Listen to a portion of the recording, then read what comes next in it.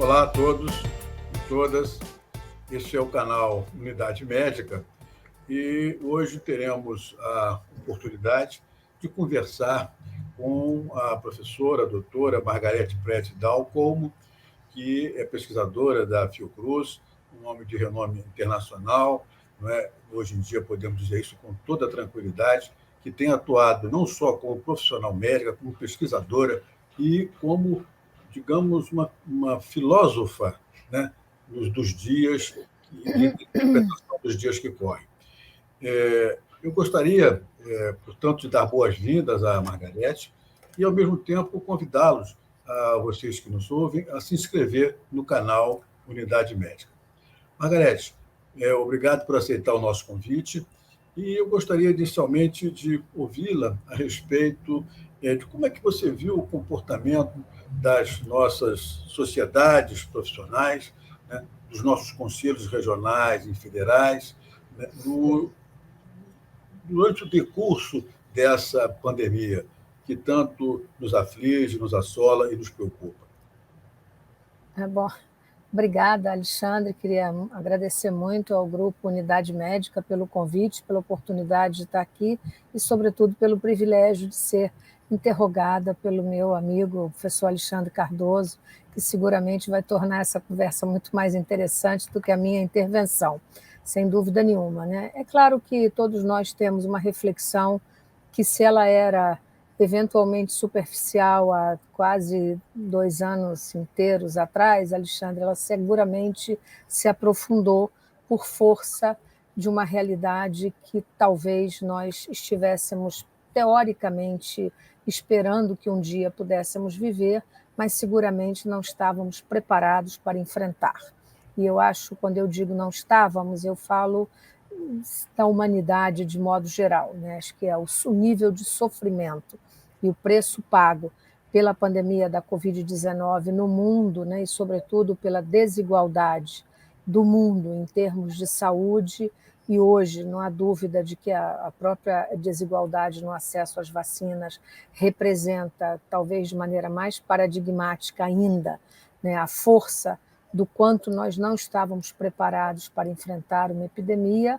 Hoje fica muito claro de que, para nós médicos, né, aqueles que estiveram desde o início instados a mostrar uma capacidade de trabalho, talvez que para muitos, né, eu tive chance de conversar com muitos colegas mais jovens, inclusive, que jamais pensaram na vida que fossem instados a ter esse grau de compromisso e de esforço como tiveram, e que para eles foi um aprendizado absolutamente extraordinário, que eu espero que seja um ganho de maturidade crítica, sobretudo num país tão difícil, em que nós tivemos que enfrentar tantos problemas, eu diria problemas de natureza, eu estou falando nós como médicos nesse momento, né, de natureza corporativa, inclusive, né, muitas decepções em muitos momentos, muitas paralisias que, a meu juízo, poderiam ter sido sanadas se nós tivéssemos eu diria,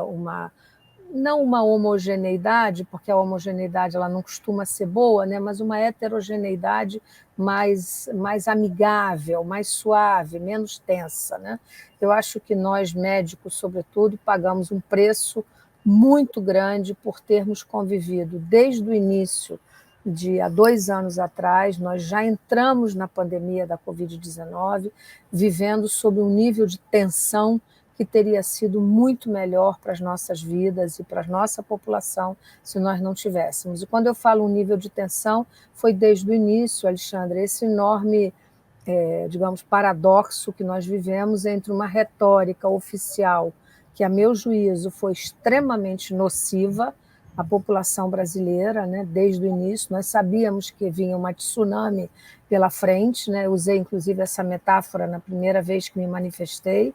Os países que nos antecederam revelavam que o mar recuava, mas que ia chegar a onda importante. O Brasil tinha uma arma poderosa, que era o SUS, né, coisa que outros países não teriam, e tinha um compromisso dos profissionais de saúde que seguramente seriam exigidos como nunca. Isso, evidentemente, não tinha nenhum mérito ao dizer isso, todos nós sabíamos. mas nós poderíamos ter vivido com menos tensão.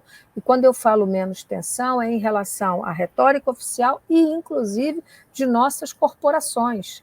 Né? Porque as sociedades médicas, Alexandre, você falava há pouco sobre isso, eu acho que de maneira mesmo desigual ainda se comportaram. Quer dizer, eu me sinto muito responsável nesse momento, especialmente, até porque sou presidente eleita da Sociedade Brasileira de Pneumologia e Tisiologia, posição que eu assumo ao final desse ano. Então, me sinto com uma responsabilidade enorme frente, inclusive, às novas gerações de colegas especialistas. Diga, te interrompi. Não, você participou dos primeiros momentos em que no nosso país se organizava, digamos assim, um certo enfrentamento, como representante da Fiocruz, né, num grupo de trabalho em Brasília. Né? Isso. Eu confesso a você que, naquele momento, né, com aquele grupo que foi então formado, eu tinha uma expectativa até, poxa, que fosse à altura dos acontecimentos. Né? Com certeza. Então, como é que foi isso? Eu me lembro que você interagiu nos organismos internacionais. Eu falei, poxa vida, ainda bem que temos os nossos colegas técnicos, vamos dizer assim, trabalhando no front e tal. Né? Você podia relatar um pouco da experiência que você teve por lá naquela ocasião? Eu acho que seria interessante. Sim, porque tudo começou, na verdade, né, Alexandre? A gente vai se descobrindo assim que tem algum talento extra, além de passar remédio ou não passar, ou fazer coisa, pesquisa, alguma coisa do ponto de vista puramente técnico, né?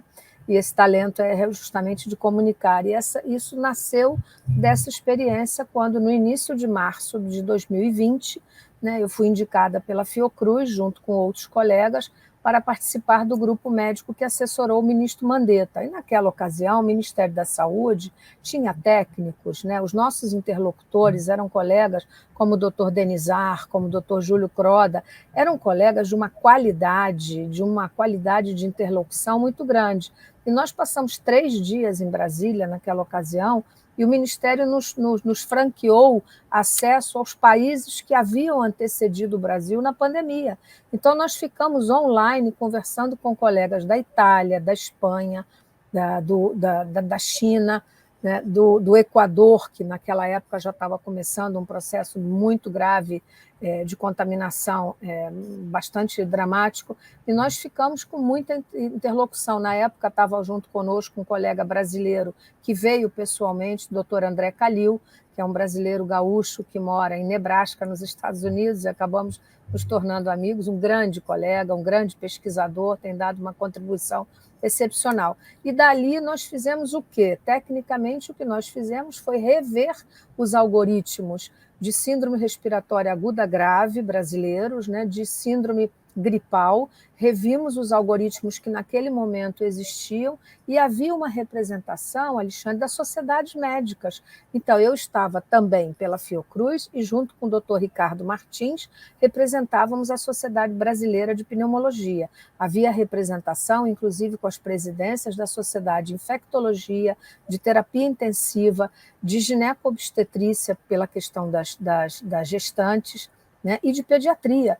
Então, havia uma representação médica, digamos assim, muito importante, representação do Conselho de Enfermagem, uma vez que, enfim, a enfermagem teve um papel absolutamente imprescindível na condução de tudo isso. Então, foi um momento de grande, eu diria, de grande densidade, em que nós, em tão pouco tempo, e ao sair dali, eu fui para São Paulo, porque era a última reunião presencial da nossa sociedade, era o curso de doença intersticial, e lá eu pude, então, gravei uma live, né, como vocês sabem, num site nosso, da nossa especialidade, com o professor Mauro Gomes, e isso teve usando um termo da modernidade, da contemporaneidade, né, viralizou, né, de uma maneira assim que eu nunca imaginei na vida. Então, eu entendi, naquele momento, eu que nem era uma grande usuária dessas tecnologias, Alexandre, eu descobri naquele momento o quanto uma informação boa, as pessoas estavam ávidas, todo mundo queria entender o que estava começando a acontecer entre nós,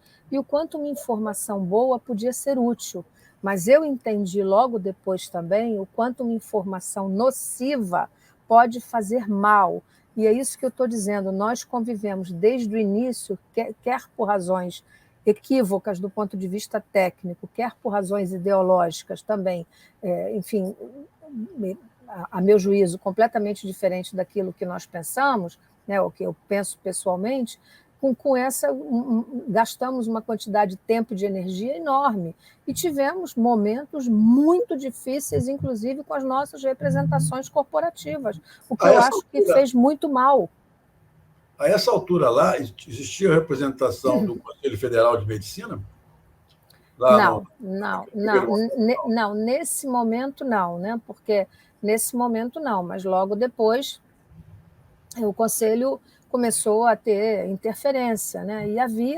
E desde o início, né, nós sabíamos que precisávamos recompor, e ao mesmo tempo foram tantos frontes ao mesmo tempo, Alexandre, que nós tivemos que enfrentar. Ao mesmo tempo, eu passei a fazer parte do grupo técnico que assessorava o governo do Rio de Janeiro. E nós começamos também, desde o início, a conviver com uma tensão enorme localmente, porque, ao contrário do que acontecia em São Paulo, onde o governador se reunia diariamente com o conselho que o assessorava, o governador do Rio de Janeiro jamais nos recebeu.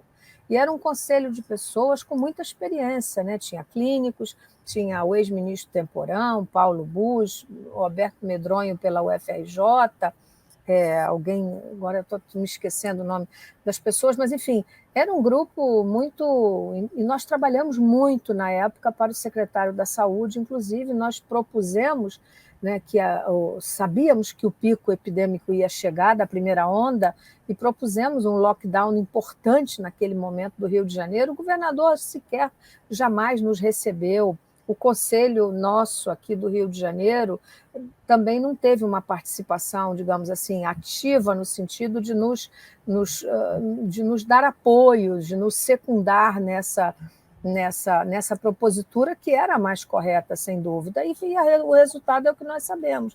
Quer dizer, naquele momento, paralelamente, se discutia essa questão, esse escândalo dos hospitais de campanha. Logo depois, nós então vimos o nosso secretário envolvido nisso, de uma maneira muito triste, e nós mesmos propusemos a dissolução do grupo.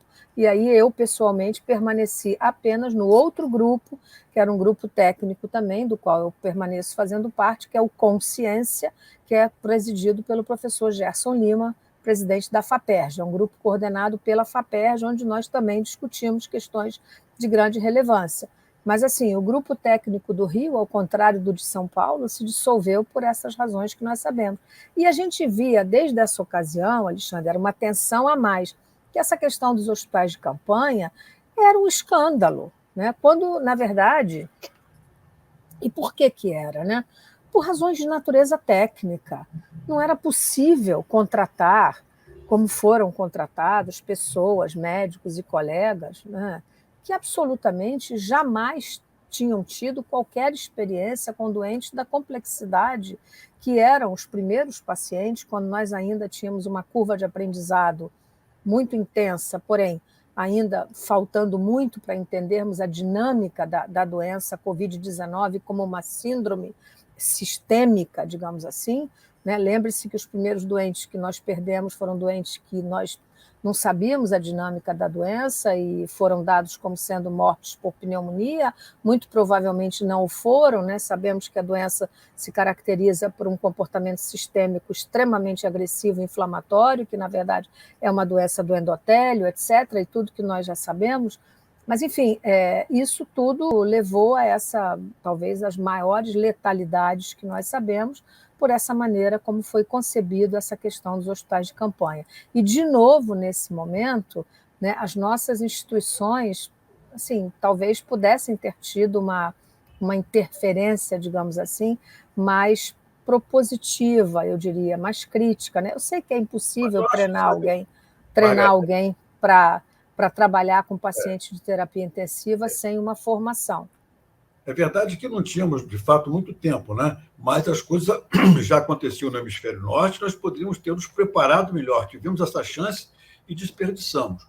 Agora, veja você, ao contrário desse momento inicial, em que você participou do grupo lá do Ministério da Saúde, hoje nós vemos que uma nota recém publicada do Ministério da Saúde, com afirmações absolutamente estapafúrdias relativamente ao que a ciência nos aconselha a fazer nesse momento.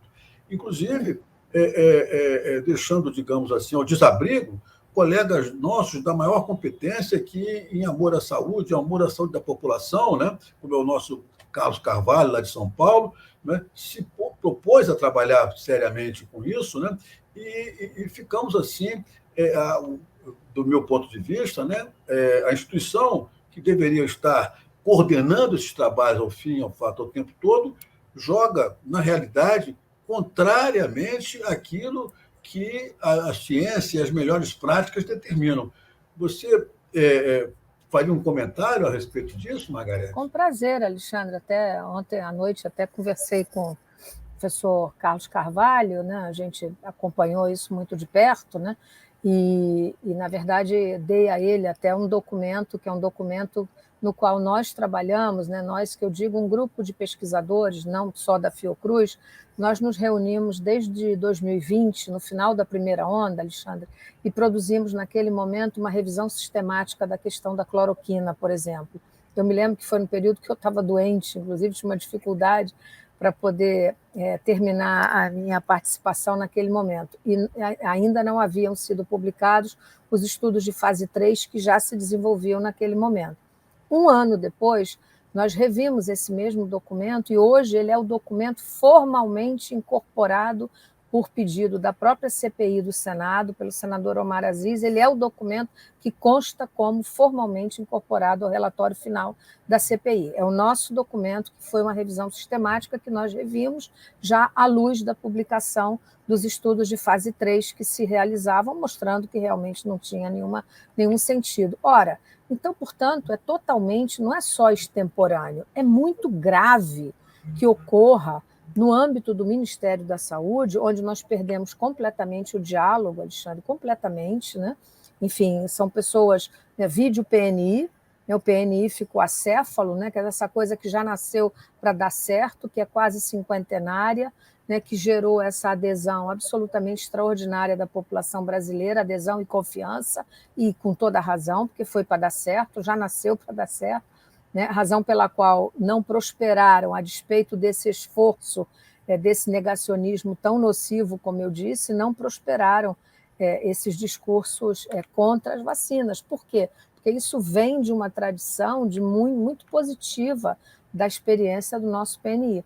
Mas o fato é que o que está acontecendo hoje, primeiro, é muito surpreendente, porque, na verdade, a meu juízo, isso deveria gerar uma intervenção dos nossos órgãos corporativos. Alexandre, essa é a minha opinião pessoal, né, que eu aqui externo de maneira muito sincera.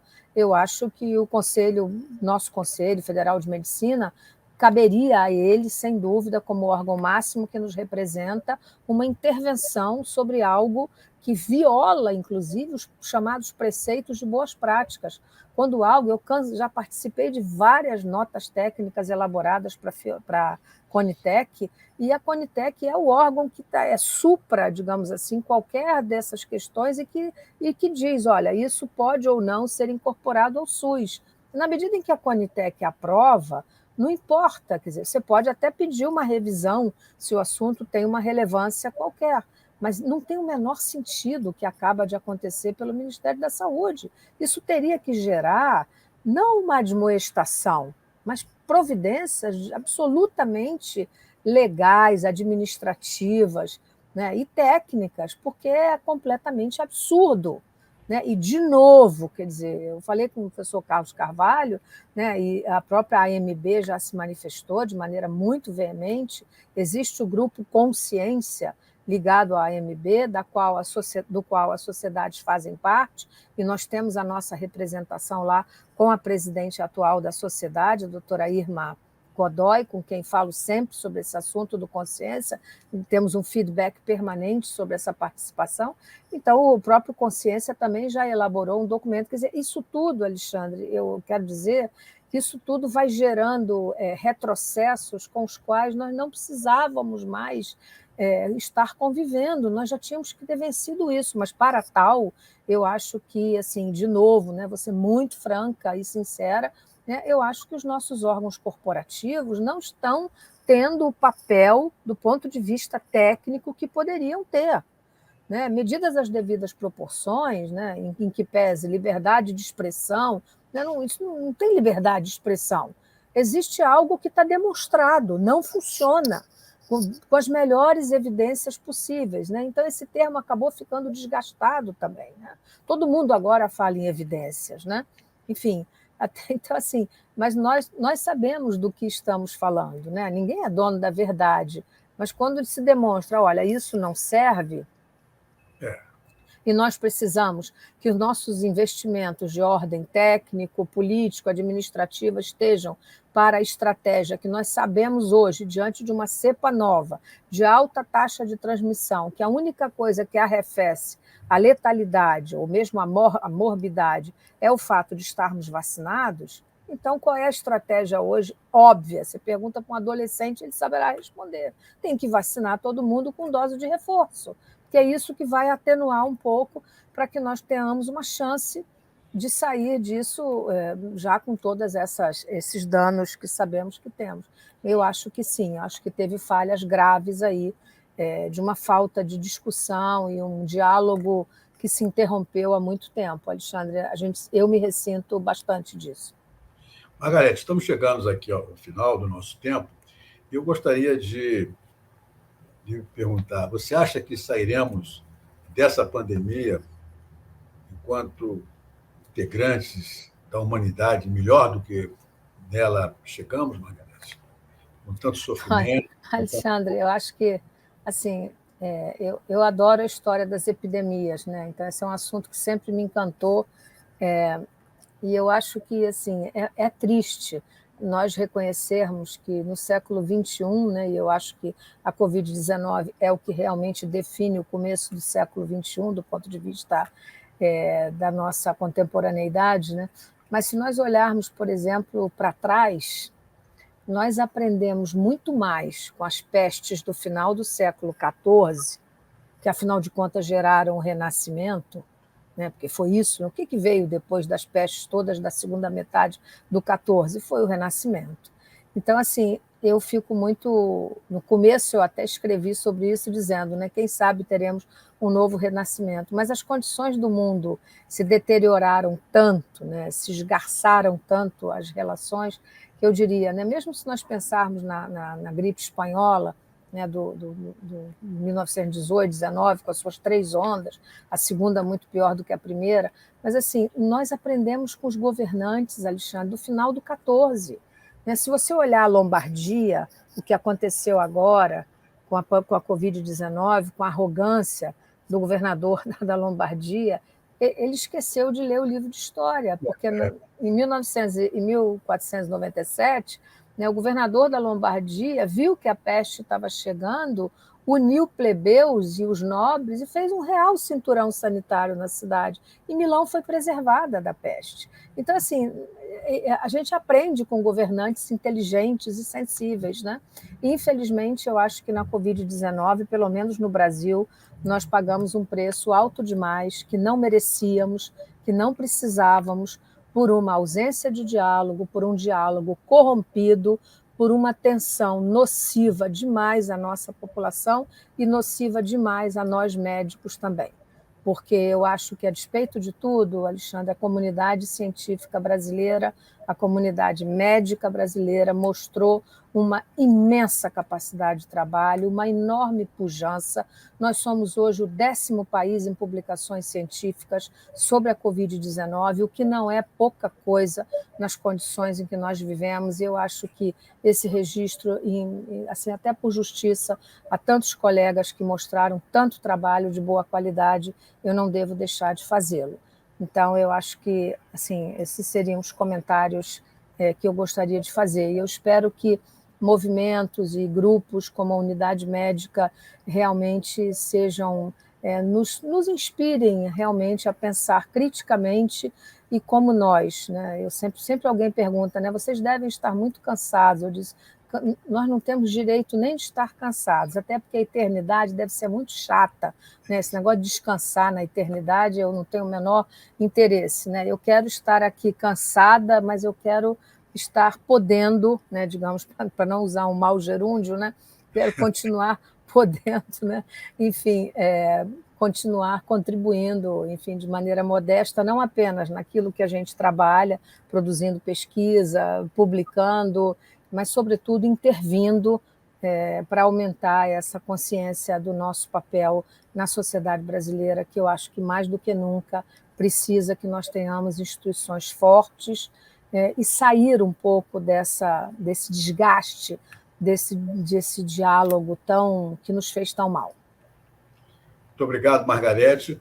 Acabamos de encerrar, assim, né, este encontro da Unidade Médica. Espero que vocês se inscrevam no nosso canal. Margarete, foi um espetáculo, adorei, como sempre.